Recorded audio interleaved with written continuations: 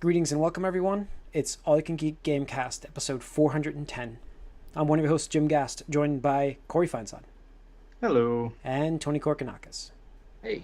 Welcome, listeners, welcome, viewers, to 410. We're going to kick this episode off with a moment of silence for the victims and their families of the tragic events that happened in Florida, the tragic event that happened in Florida this past Sunday. If you hadn't heard, I mean, there was, mass incident shooting. So we're going to start this off with a moment of silence. So here we go.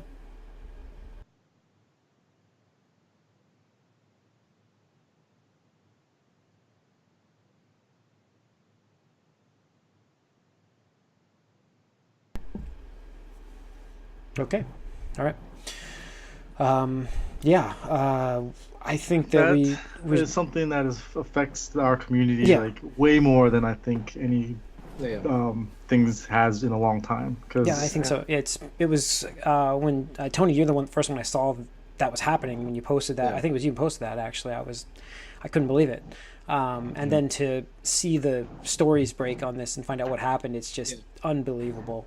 Yeah, it's so crazy because I'm not trying to make light of any other of the tragedies because they're all terrible, they're all tragic, and things definitely need to be changed. But this is one of the ones that, like you said, Corey, like hits close to home because this is something that is close to our hobby and our passion. Right. You guys were just at an esport event, both of you. Right, exactly, and that's exactly why it was because it was so fresh. But this is one of those moments that I don't think I'm going to forget where I was because I was helping my niece move into her college dorm on Sunday, and we had some downtime, so I was just like going through my phone, and all of a sudden somebody just posts retweets or something like that. And at first because like cynic or whatever in me is always like kind of like, oh, like a lot of like it was a prank or like somebody rickrolling, trolling, whatever, like shooting at Madden thing, and it's like, okay, what is this? And I click on it and it's just like, oh, this was real. This is real serious, yeah. And it's like you hear about these things all the time, unfortunately, in the news, and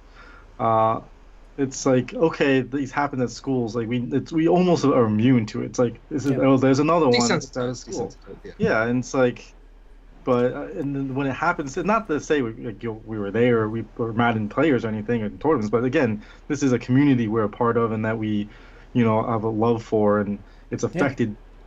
Our community, and now it's going to have these overarching, ripple effects as well. Repercussions. Yeah, exactly. Well, I mean, the thing is, and that's what a lot of people. I mean, even myself had said, where was the security? But this was at a local, like a small bar where they were doing this at, and it was like it wasn't a huge competition. That's what's so great about this community too. Is we as a community come together and do these meetups all the time, and have events like this where that was the foundation, right? That's the foundation of gaming. Like, we didn't have online multiplayer for a while. It's like right. That's what you did. It was lug your CRT, bring your PC, bring your Xbox, whatever, and we land this shit up. Yeah, and I mean, as con-goers, I mean, same thing with con-goers. I mean, we're all con-goers here. I mean, it's just like that whole thing. It's the whole culture that we're used to. That, you're part of a club. Like you're all the same people. You're all part of the same club. So it's like to have that happen. It's just somebody that is troubled as they were, and to do something like that, it's just horrible. And yeah, it's absolutely horrible. And I don't want to ever use the podcast to be super political, but I think the thing I want to go ahead. I think it's okay because here's the thing. Change does need to happen. And I hope most people can agree. Like I'm not saying like ban all guns, retake all guns. No. But things need to change. I mean, like, just regardless make it of just harder. this event, but like exactly. But make mental. There's that. Make mental health like shine a light on that and stuff. Because there's going to be a lot of people now that are going to be playing the narrative that gamers are violent. We've been dealing with that since we were in the 90s and Columbine happened, stuff like that. Gamers are violent. Gamers inherently are not violent, No. I would argue that most people who play video games, even though they might be like toxic in terms of like crap talk or sportsmanship or whatever, most people play video games to escape the real world. I mean, that's usually what I do. Yeah, that's why I love to play story games. I love them. They're like my books. I mean, they're my fictional escape is what they are. That's what I love to do. Right. I mean, that's me. Exactly. Yes. Yeah. so this is at a tournament for Madden people that were passionate about the game, passionate about competition and stuff. And one person, for reasons we can only imagine, had to do with him losing in this tournament.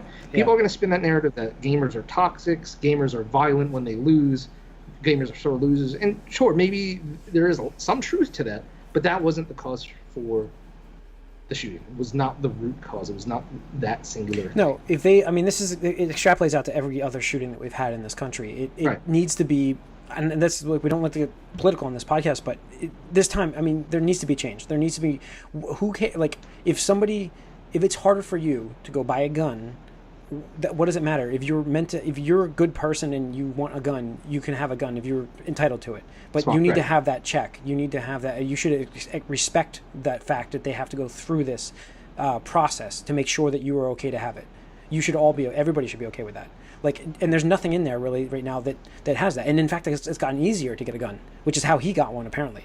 Mm-hmm. So as the rules got easier, so it needs to be looked at. It really needs, and it has to have help up top. I mean, you can do security, you can do all that other stuff, and that's going to be ramped up everywhere we go now. Right. But in the end, it'll just happen someplace else. Mm-hmm. You know what I mean? Like, if it's not happening in a gaming community, it'll happen someplace else, and that's the tragic part of it.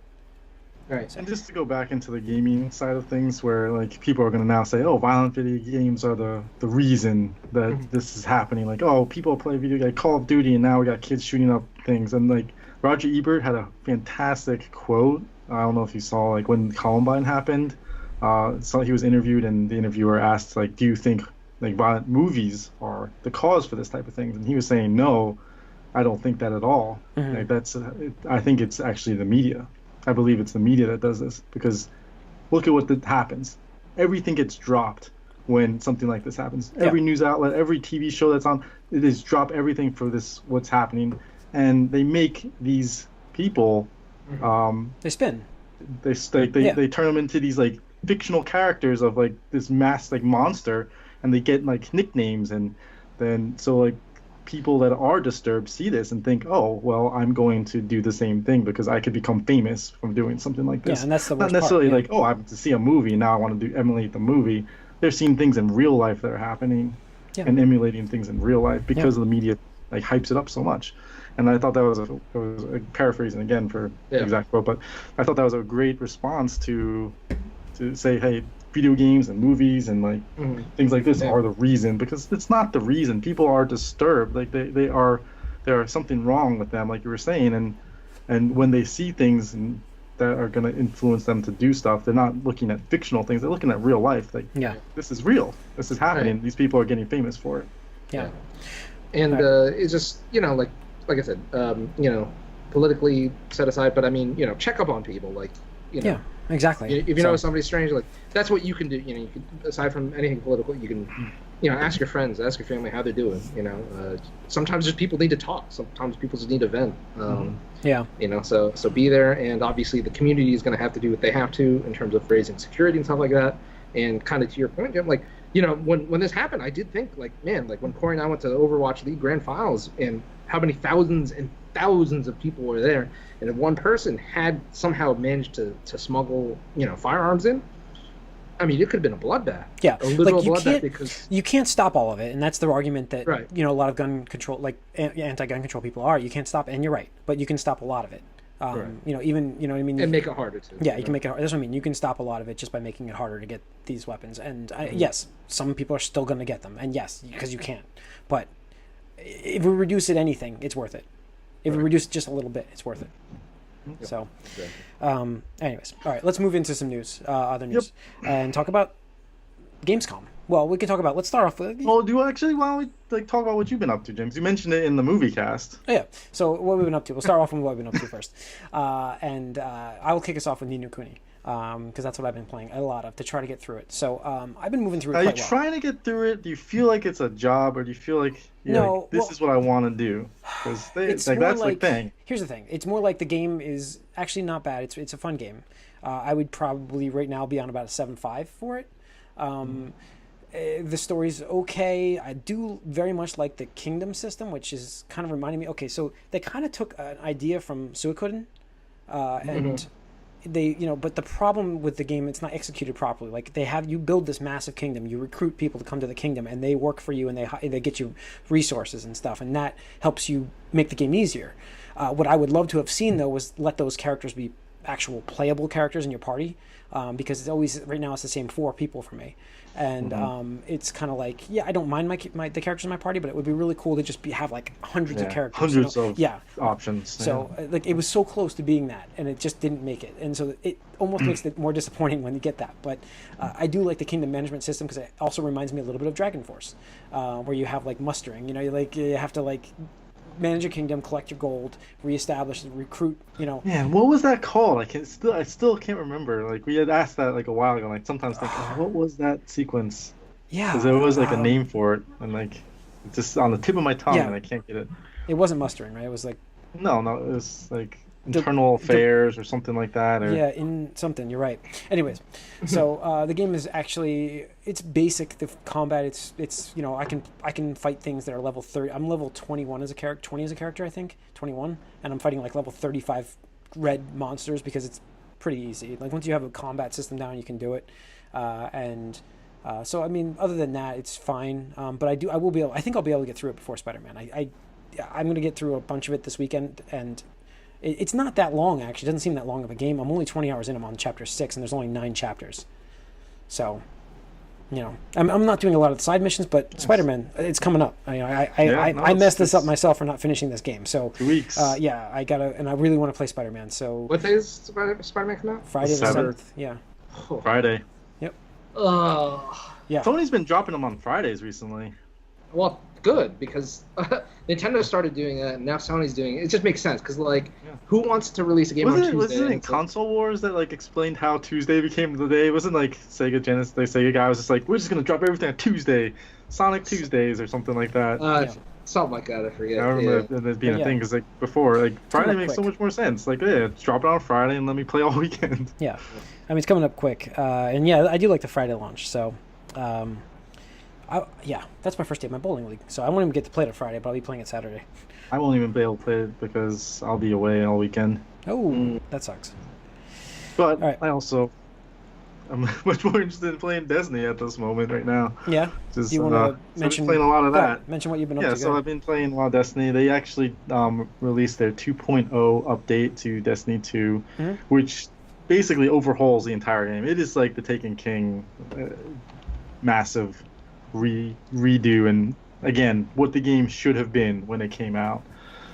So that's actually accessible to everyone right now, and what it does is it changes the guns and how you can equip weapons. So you can equip any weapon in basically any weapon type in any of your 3 slots. So you can have 3 snipers, 3 shotguns if you wanted. You can even have 3 fusion rifles. So it's very accessible in that sense, and gives you options on how you want to play. Now, it also changed the damage. So Crucible has gone to a much faster, quicker gameplay where time to kill is significantly less. So I don't know if you want it raised or they raised the time to kill or lowered the time to kill, whatever. It's way quicker. So I went in there just see how things were, and I was a year's worth of muscle memory of how weapons were and then how time to kill was. I got totally destroyed, and it was interesting. I definitely think it's going in the right direction, and it got me super excited.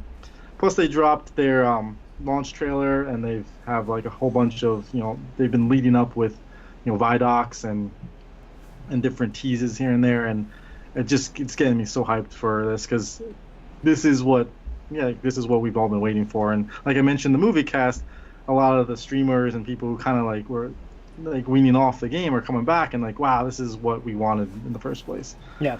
It took them a year, but they're finally here, and I think I'm happy for that. I'm glad it's there, and the story that they're showing with Forsaken seems to be going in a much more interesting direction than what they've gone to previously, and it seems much more like an intimate kind of thing where they're actually killing off a major character, and so there's going to be repercussions to that. So it's going to be interesting to see how that plays out. Okay. Yeah. All right. Yeah. So play a lot of that. Then on Switch, I got so much stuff on Switch now. It's everything just keeps coming out that I want to play, and it's gosh. But I did play some Hollow Knight because I wanted to see what it was like on Switch.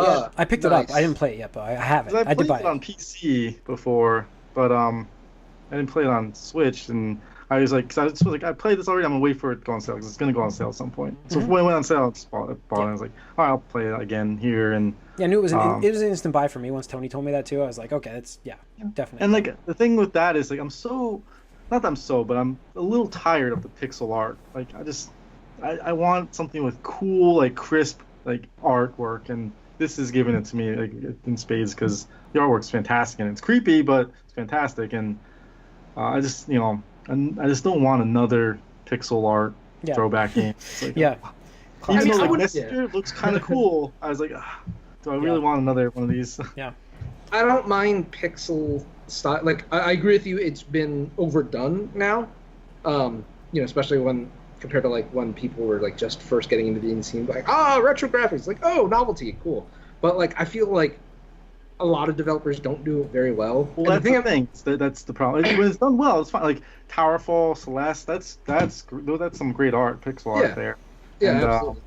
Even like with the upcoming Moonlighter, that looks fantastic. Mm-hmm. But there's just so many that I'm just not like. It just hurts to look at. Yeah, I hate like the stuff like I hate to like call it stuff, but like stuff like I don't know, the Escapists or like stuff where it's just like you're just like blocks. Like, yeah, exactly. It's like there's very little. Shovel Knight does it really well too. Yeah, exactly. Yep. I mean, when you can do it like you're doing it because you want to do it, not because you're limited in how well you're capable of doing things. That's the difference. Mm-hmm. And plus, like obviously with Octopath, it's like wow, that is where that's a pinnacle right there. Yeah. Yep. Yeah. All right. Tony, anything? Just a little bit more Octopath. Trying to think. The game is good. Don't get me wrong. It is good.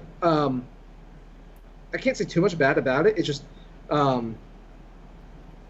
hasn't drawn me into where I've been addicted to it, or like it's like, oh man, I got to see what happens next. Like, and I think that is almost like a Xenoblade effect where it doesn't get going for like 20 hours. I could see that.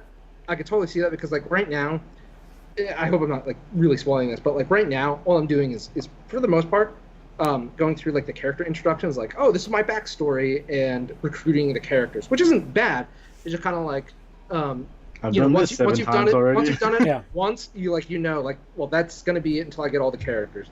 And the thing is, like, not to any detriment of the game, because like I should have been playing this since it came out, and just life happened. But like now that Xenoblade Chronicles the Torna DLC is coming out, and we're seeing so much more of that. That's all I'm thinking about right now. Is like even though Spider-Man is next week, I'm thinking about Xenoblade because I'm just like the same way with Destiny. Like this DLC is coming to a game I'm really enjoying. DLC first. Exactly, and the thing is like the Xenoblade DLC is supposed to be really meaty. I think they're saying like it's gonna be like 30 to 40 hours standalone. But the thing is too is like the DLC for this game is phenomenal. Like I've held off on the season pass, but and this isn't like story spoiler or anything like that, but what they did for the season pass is amazing. So like last month or whatever it was, maybe E3 month, they unveiled that if you bought the season pass DLC, you could unlock Shulk as a blade to use in this game. Like, Shulk is the main character of Xenoblade Chronicles 1. And everybody was like, oh my god, that's really cool. Like, it's totally like, fan service and stuff like that. But it was also, and then just like in the past week or two, whenever they showed the new trailer, you can get the main character from Xenoblade Chronicles X on the Wii U as a playable blade. I'm like, they're not playable, but as a blade. I'm like, like it's so ridiculous. And the thing is, like, I love this series, so and the fact that they went back and redid these characters for like HD stuff, I'm just like, cool, like getting juicy. But yeah. And I've had to resist picking up both the Messenger, because that is getting glowing reviews everywhere for action platforming goodness. And yesterday, Nintendo shadow dropped Through the Breach on Nintendo Switch, which I've been waiting for ever since it came out on Into PC. Into the Breach. Or, I'm sorry, Into the Breach. Yeah. I'm just like, I don't have time for this. I don't have time. Like, I have plenty of money. That's not the problem in this equation. It's I don't have time for all these games. And it's like, God damn it! Yeah. So I mean, you turn on your Switch and you're like, I want to play this. It's like I'll just play Enter the Gungeon. I could do it in 15 minutes, or I'll just do Dead Cells Run because I can do it. It's like, all these other meaty things. Yeah, tying that into the news. What else did Nintendo announce at that Indies thing? Because they announced that there, right? They did Towerfall's coming, right, yeah. And that's another thing. Like, oh man, I want to get that game. Yeah, we got wow. Just this year, you got the Messenger. Now Hyper Light Drifter's coming. Bastion. That artwork, that was. Bastion, Transistor. We got Wasteland 2, Little Light Fingers. Mind Level or something. Yeah, there's some Goose game. Dragon Mark for Death. Isn't Dragon Mark for Death looks good? Yeah, that looks good. Yeah, that's a pixel game, but it's like Super Nintendo. Goose one. Yeah. There's some Goose game, and it looks hilarious. I don't know the point of the game. Goose Simulator. It's a Goose Simulator, but like, it's hilarious because you're just like, oh, I'll steal this thing, like this sandwich from like this old man on the bench in the park, and it's like he chases you. I'm a goose. I'm a goose, motherfucker. Fuck off, man. I'm a goose. Yeah. And Sword and Sorcery's coming for it. That was a great game on the iPad. I enjoyed that. It's like if you had an indie game come out in the past 2 years, it's coming to Nintendo Switch. Yeah. Like, that was a good game. Like, that was fun. I really enjoyed playing that game. That was like one of the only iPad games I played from start to finish. Like, really liked it. So yeah. I guarantee you we'll see FTL after this because just like the Towerfall Celeste developers, they're like, well, let's release Celeste first because it's the newness in Towerfall, which is kind of cool. Towerfall, yeah. And Towerfall is definitely one of those games that is just so much fun with local co-op. Oh yeah, yeah. And I've got 6-player mode too on Switch. Oh, is that what they announced? 6-player mode? Oh, wow. 6-player mode. Cool. And it's including all the expansions and everything. Awesome. Cool. Let's see what else. We have NPD results came out as well. Yes. Switch was the #1 selling console last month. Actually, hardware was up 19%, I think, overall. And a lot of it was, I guess, Octopath was #1 for the games. So Switch sold very well. They did 70% growth, or is that what they said? The way they marketed Octopath was fantastic. Yeah. Isn't this the same company that did Setsuna, whatever? I Am Setsuna, whatever that game was called? I mean, it's Square Enix, but I forget. I just think that, because whatever. They just marketed fantastic, and they gave people opportunities to play it, and again, the pixel art is just amazing. Yeah. So. It's just one of the, I think a perfect song, because it was revealed at like the Switch launch. It came out at a great time. Yeah. They did 2 playable demos, said that your progress would carry over to the final version. Marketed it really well. Like, it was unique in that sense of like, hey, you want a Final Fantasy Super Nintendo-like game? Yeah. Here you go. And the only place to play it is right here too. Yep. So yeah. Yep. And then it came. They're like, oh, we'll release it in the middle of fucking summer because nobody else is releasing video games. It was a good idea, obviously. I mean, overall, software was down 12%. 12% down. But that's because, like you said, nothing came out. So you have. Total hardware was up 17%. That's what it was. 21%. Our accessories was way up for the month of... I'm looking at the wrong numbers. Sorry. Hardware was up 19%. Software was down 12%. And accessories were up 49% for the month. That Fortnite effect. Yeah, which is insane. But just go over the top results. So one was Octopath Traveler, and that doesn't include digital sales at all. That's just #1 now. And so that's even more impressive. And number 2 is... we don't have to mention the bane of Jim's existence. We don't have to mention number 2. That's all I'm saying. The bane of Jim's number existence. 2. Yeah. That Red Dead trailer, man. Yeah. Number 3 is Mario Kart 8. 4 is Crash Bandicoot. 5 is Legend of Zelda Breath of the Wild. 6 is Far Cry 5. 7, Super Mario Odyssey. A lot of Nintendo titles up here in the top 10. Crew 2. Yep. Number 9, Tom Clancy's Rainbow Six Siege. And number 10 is Mario Tennis Aces. So number 20, Destiny. Destiny 2 charted a year later, basically. Yep. You know what's funny is it's going to be the free game for September. PlayStation. Yep. Got to get those people hooked to sell them the DLC. But you can see. What's that? No, I was going to say, it's like cheaper just to get the whole game. It's like $60 for everything. Yeah. But you can see. Decent month for, even though slow time, like you see the strong games are still there. I mean, number 13 was God of War. Only when it's a slow month, you obviously get higher Grand Theft Auto. Backlog games. We get backlog games. People, who don't have that game yet, apparently, or want to buy 5 more copies of it. Maybe they want to buy 5 more copies of it. I don't know. What are people doing with this fucking game that they keep buying it? Dude, it's just selling with the new systems, man. That's what it is. It's like that's the game when you buy a PlayStation 4 or Xbox One. It's like you just get that game. Jesus, there's so many better games out there, in my opinion.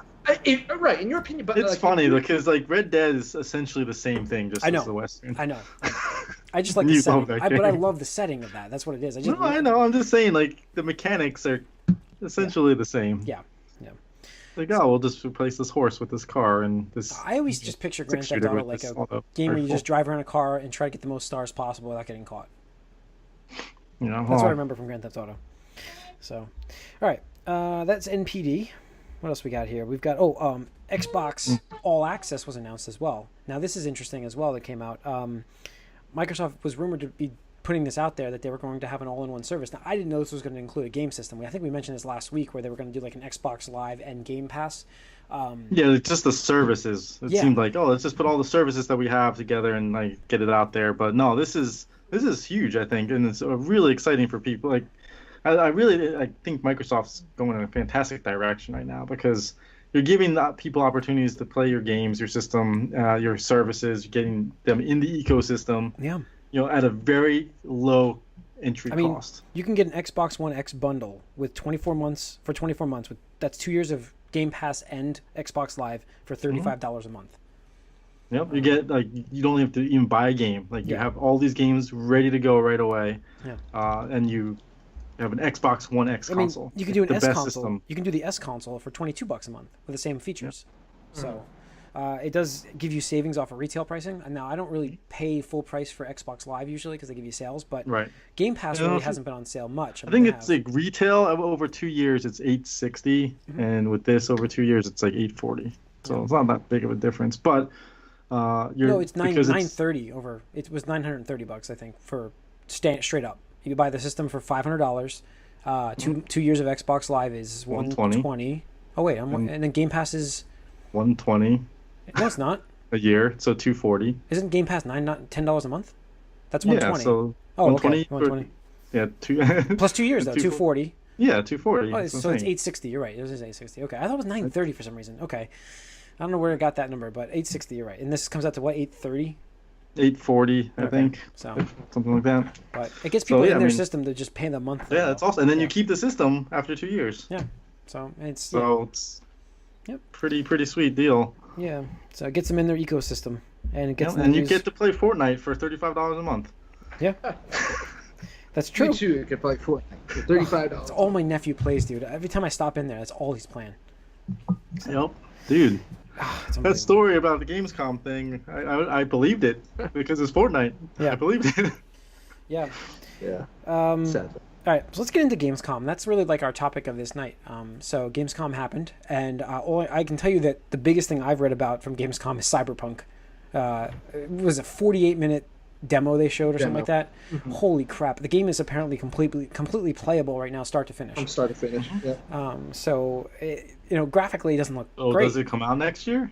I think it comes out next year. I think it needs some polishing. Clearly, graphically, I don't think it looks great yet, but it's a big game. Next year is 2019. Everybody's thinking no way before 2020. Yeah, so no, I think it does. I don't think it's 20. I think it's 2020, just because the game is based on Cyberpunk 2020. Oh, yeah. It's a tabletop RPG, so I think they're just going to go for that just to. But I do also think that they, like I said, there's a lot of work to be done graphically, and I think the next gen consoles can run it better than the current ones. Better, of course. So I'm not saying it won't be there, but they'll get that treatment later. I mean, it's going to come out on your console you have now, the Xbox One and the PlayStation 4. Right, it's just performance, but.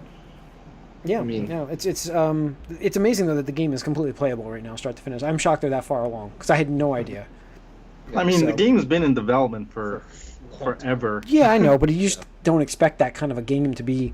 Now the thing is with their games, how buggy is it? Because is it going to be even cleaned up when it comes out? They're notorious for that. But yeah, so that looks good. What's Shadows Die Twice was there, right? Sekiro, I think it is Sekiro. So yeah, it's that was there. Looked very impressive. right? I mean, did you guys take a look at that stuff? Yeah. Oh yeah. Well, I mean, as far as Souls stuff, I'm not a fan of Souls, but this, absolutely. Yeah. The interesting thing about this game is apparently pre-design or early in development, this is really supposed to be a reboot of Tenchu. There you go. It's good to see that. Cool. Yeah. That'd be awesome. Let's see. Other random news: Switch is getting Saints Row the Third. Everything's coming to Switch now. Everything's literally coming to Switch. I mean, if you do Saints Row, that's the best one. So yeah, that's true. Yeah. My big thing from this was Devil May Cry 5 getting a release date for March in the trailer, and the game looks amazing, and it's going to support 4K 60 frames on the Xbox One X. So I'm pretty psyched to hear that. I did a lot of work yesterday at BestBuy.com. I was doing a lot of, I probably added about 10 new games to pre-orders because I'm like, I might as well pre-order. If I don't decide not to get it, I'll just cancel it when it comes out. Yeah. So I'm grabbing everything I can think of right now. Cyberpunk's pre-ordered, Devil May Cry's pre-ordered, Final Fantasy VII's pre-ordered. That's not coming out. No, they let me do it. It's fine. I'm grabbing everything I can now, and this was going to be pre-ordered for me anyways. I knew that, but it's good to see. What else do we have from Gamescom though? Oh, Xbox added Halo Master Chief Collection, and that patch dropped, I think, for it already. The massive patch they've been working on. That's coming out September to Game Pass. September 1st, Game Pass. Yeah, so that's huge for them. By the time you listen to the next week's podcast, it'll be out in your hands. That's amazing. I might redeem my whatever trial I have. I have a couple 3-month subscriptions waiting from Bing search. So, what else we have here? What's some big stuff? Thought I posted. I'm going through it. Yeah, I haven't linked the article. I just wanted, if you guys had stuff you wanted to mention. 1.0 is coming for PUBG finally. Does anybody care? On consoles. Yeah. No, I mentioned that last week. PUBG has been the big loser. Big loser. Yeah. It's like we have something great, but we're not gonna. Fortnite's obviously just continually adding things constantly. There's always something new. Other news I added on here, I forgot. Street Rage 4 was announced. Wasn't it? Yeah. Crazy. Street Rage 4 was shown. That looked different. So it looks interesting. Windjammers 2. Yeah. Boom. Sequelized.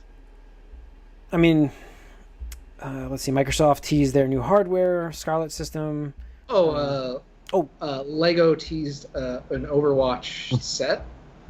Not particularly gaming news, but if they're going out of their way to build Lego Overwatch things, kind of wonder, can we make a Lego Overwatch game? Yeah. Is this how we get our lore? Is this how we get our single player lore? That would be interesting. From Lego Overwatch? Dropped the Diva animated short finally. Oh yeah, yes, they did. Diva. Yeah. That happened there too. That was pretty big. And they're running a Diva event actually for the next couple of weeks. Cool. Nice. Let's see. Soul Calibur 6 shown. 2 different story campaigns, a new character, day 1 DLC apparently. It's a fighting game, so I'm kind of expecting it. Let's see. Elijah Wood's game was shown. I didn't even see that. Elijah Wood's game was shown. Yeah, it's like an escape room. Transference. Yeah, it's called Transference. Yeah. Okay. It's designed. I remember seeing that at some Sony thing. I think. So, it's interesting. Dark Souls trilogy coming to PS4 and Xbox One. Gotta get in the hype. Yeah, and then Life is Strange 2 Gamescom trailer was shown. So, there's a lot. There was a lot that was shown. For me, like I said, I was very happy to see the Devil May Cry. So that's your number one thing from this. For me, yeah. Cyberpunk's. You know what's amazing is I don't think I had much. I respect what Cyberpunk was, but with the amount of talk that's getting, I'm getting more and more drawn into the fact that it's not really my type of game. Often, it has happened. I have played those games before, but I keep thinking of it like The Witcher and stuff, and it just didn't grab me. And in fact, today on Discord, we were talking about that, and just like, is this game really going to grab me? And that's so much talk with it now that I think I have to. This is one of those games that when it comes out, we probably all have to play. It's the setting. So you love Red Dead, you hate GTA, you hate Witcher. maybe switch it. Yeah, go futuristic. Well, with Cyberpunk, I just think it's just I think the combat's going to be much better than The Witcher. And it's not the same like view either. Like you're in a different perspective. Right, and Mike's not here to attack it, but like, that's the thing is like, oh, Deus Ex and both first person. I'm like, first person is like the most popular view to do a video game in these days. Like, at least if you're aiming the Western market, character, right? Like, especially for a role playing game. Especially for a role-playing game, especially after Fallout and Skyrim, all that stuff proved that you could do an RPG in first person and make it work. I mean, they were doing it back in the Super Nintendo days anyway, with like stuff like God, what was it? I forget about, but it's like isometric, like just see it like from that point of view, it's immersive. It's the easiest way to do it, especially for Cyberpunk. Like I don't know.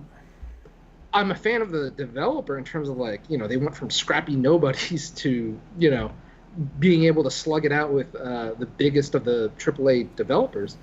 So I respect them. And Game Awards. Right, exactly, and win Game Awards.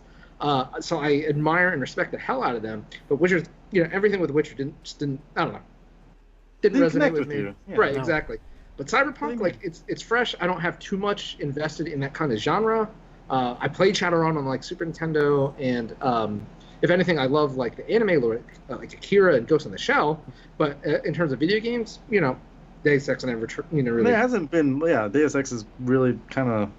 Yeah, I mean, there's like you could argue like System Shock, and stuff like that, but this just seems like it's taking that genre to the next level, stuff like that. And we just don't have many games in this genre that are good that you want to get, like so.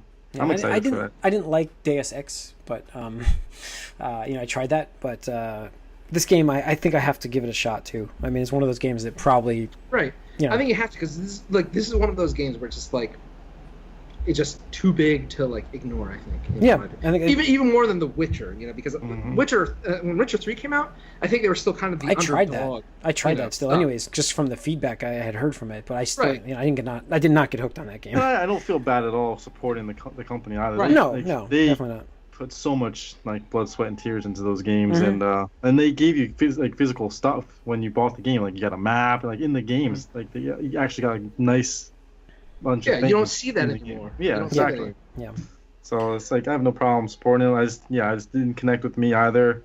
I didn't feel like it was worth my time. So with this one, again, the setting plays a huge role. So setting, and the other cool thing is that I read in an interview coming out for this was they were talking about a lot of things like romance, blah blah blah, this and the other thing. But one of the questions was how they're going to do quests, because in any RPG, especially from my standpoint, one of the things I love is various ways to complete a quest. Like, hey, you need to do this, but how you do it is kind of up to you. And there's like you can, succeed it, you can fail it, you can take the violent route, you can take the passive, whatever.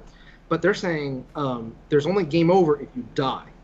But if you play quests and you fail them, like you fail, and you have to live with that failure. Wow. And it changes the way the game's going to play out later, because you might not have the thing the quest reward for that. So. Right, exactly. So that'll be, or like if maybe you fail a quest for a faction, they're like, well, fuck you, you're useless to us. And it's like, well, shit. I mean, they're my enemy now because I failed this quest. I don't know.